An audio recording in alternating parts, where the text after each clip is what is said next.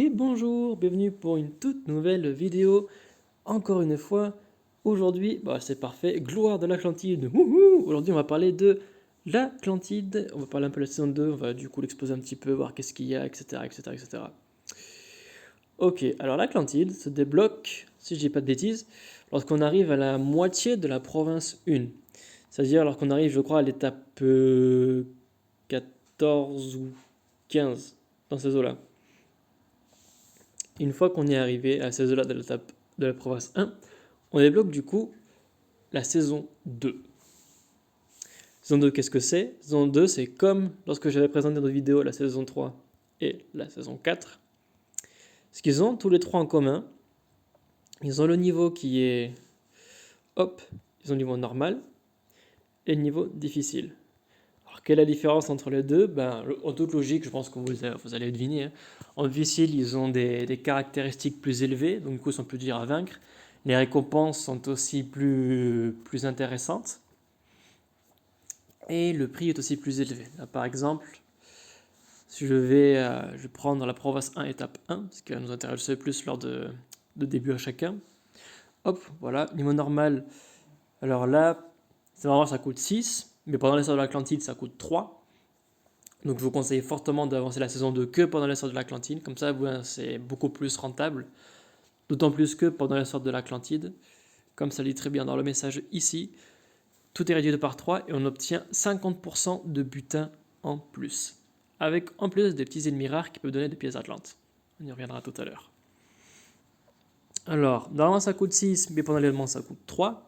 Et en difficile, ça coûte 7, normalement ça coûte 10.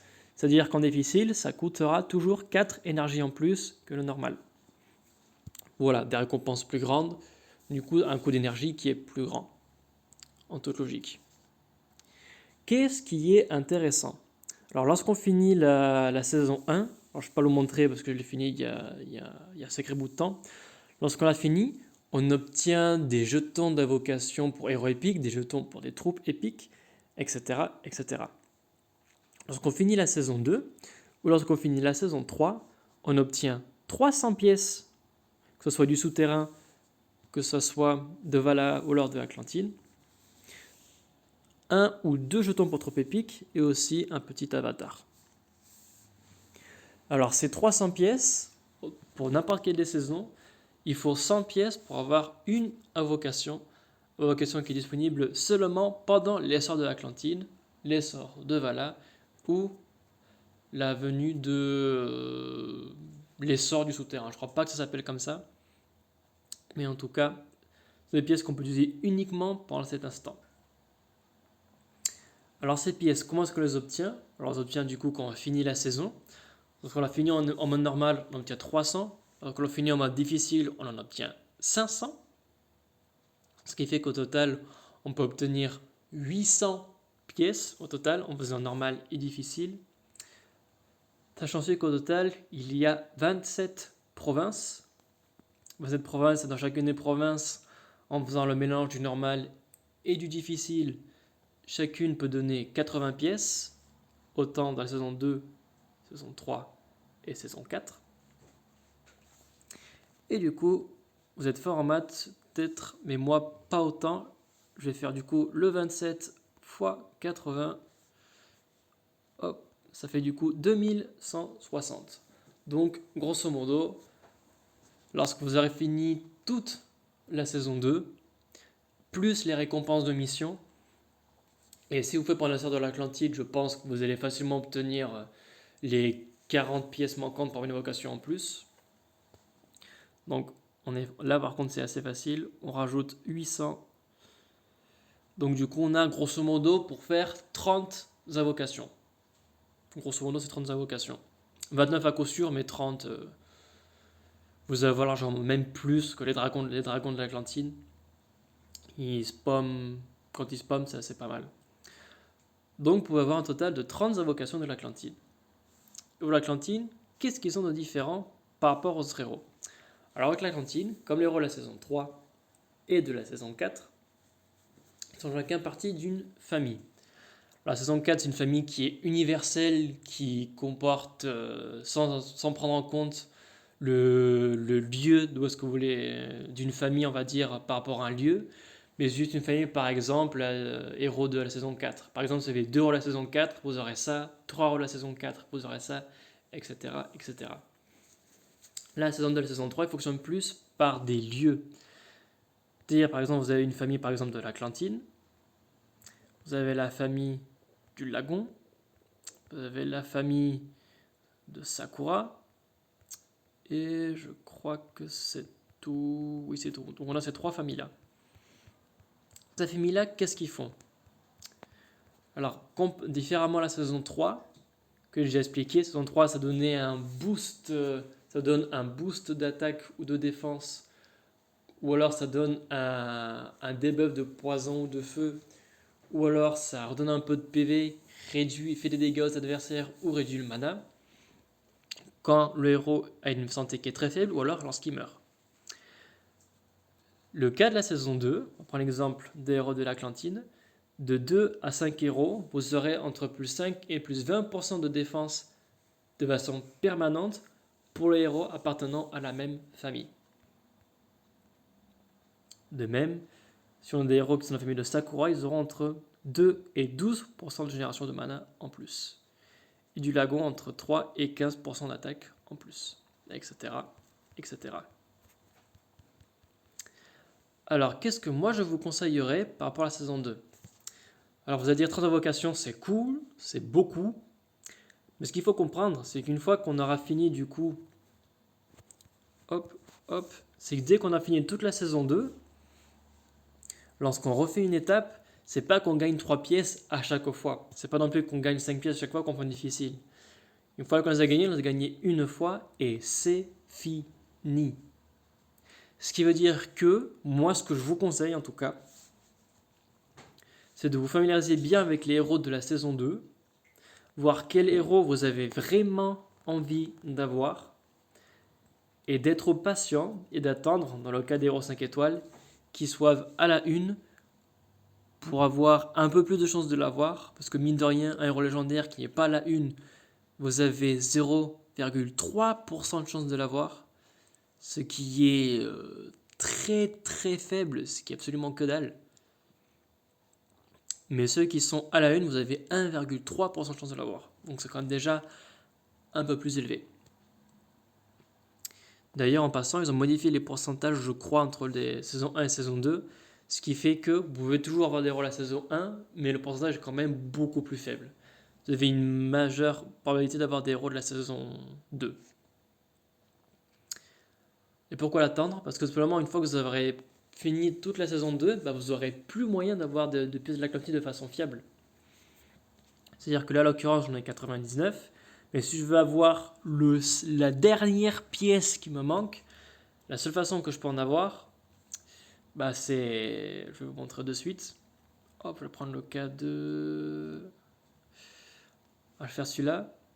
C'est simplement en refaisant des missions, soit où on fait clic sur combattre en voie automatique, ou alors on fait un petit victoire, hop, est-ce qu'on a de la chance? Non, et du coup, pas de bol. Ainsi de suite, ainsi de suite, ainsi de suite. Comment sont les ennemis qui donnent des pièces de l'Atlantide? Alors, vu que j'ai déjà vaincu 100, j'ai fini la mission, donc j'ai l'avatar, je peux le montrer facilement. Ils sont comme ça. Une espèce de dragons qui ont cette tête, qui sont assez jolis, qui brillent en arrière-plan. Voilà, simplement pour la petite anecdote. Et voilà. Qu'est-ce que je peux dire d'autre? Il n'y a pas d'ennemis d'élite comparé à la saison 1 ou à la saison 2 ou... Non, à la saison 1, saison 3, saison 4. La saison 2, il n'y a aucune ennemi d'élite. C'est-à-dire que... Je clique bien. La province 1, vous avez l'étape avec espèce d'ailes, en plus des deux effets que vous voyez qui se croisent le fer. À la saison 2, vous n'avez pas ce genre de choses. Par contre, ce que vous avez des petits malus, enfin des petits, on va dire, effets entre 3 et 4 fois par province. Et c'est à l'occurrence bruit empoisonné. Donc le poison fait des dégâts au héros à chaque tour. Vous avez aussi la nuit magique. La génération de mana du héros est doublée, mais les dégâts normaux sont divisés par 2. C'est-à-dire que par exemple, je prends le cas par exemple d'un héros de la saison 1 qui est assez connu, qui est Colin par exemple, tous les dégâts qu'il va faire vont être divisés par 2.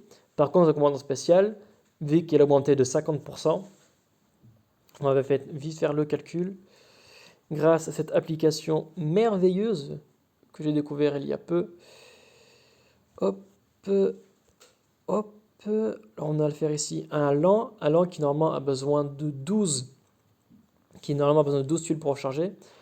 Avec le nu magique, c'est doublé, du coup c'est 50%. Vous n'aurez besoin que de 12 à 8 tuiles pour faire un héros lent.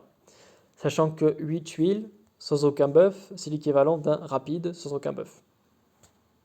Donc vous voyez, héros lent passe à rapide, les héros rapides passent à très rapide, et les héros moyens, je pense que vous avez vite compris, passent à très rapide aussi d'ailleurs.